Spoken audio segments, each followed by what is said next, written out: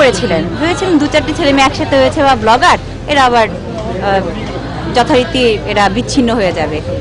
আস্তে আস্তে যত সময় গড়াতে থাকলো এটি একটি বাস্তবতা হয়ে দেখা দিল বা দেখা দিচ্ছে। এখন আবার আরেকটি কথা হচ্ছে যে লং টার্ম ভিশন যদি না থাকে এবং বড় স্বপ্ন যদি না থাকে, ভিশন যদি না থাকে, তাহলে কিন্তু একটি মুখ থুবড়ে পড়তে বাধ্য। যেমন প্রথমে এটি কি ছিল, কাদের মোল্লার ফাঁসি কেন্দ্রিক, তারপর এটি ছড়িয়ে গেল না সকল যুদ্ধাপরাধীদের ফাঁসি চাই। এখন আরো মুক্ত করে বলা হচ্ছে সেকুলার বাংলাদেশ চাই, জামাত শিবিরের রাজনীতি ব্যান করো। পরিধিটা আস্তে আস্তে বৃহৎ করা হচ্ছে। পরিধি যদি বৃহৎ করা না হয়, এটি মুখ থুবড়ে পড়তে বাধ্য ছিল। সেই দিক থেকে এখন কিছুটা আশার আলো দেখা যাচ্ছে।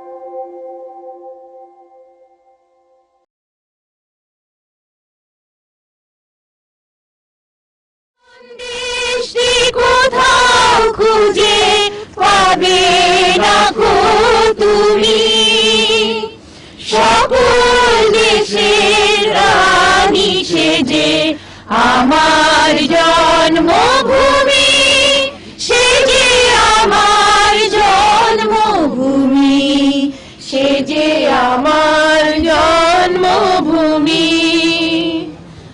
মায়ের মায়ের এত স্নেহ কোথায় গেলে পাবে কেহ, ও মা তোমার চরণ দুটি বক্ষে আমার ধরি, আমার এই দেশেতে জন্ম যেন এই দেশেতে মরি।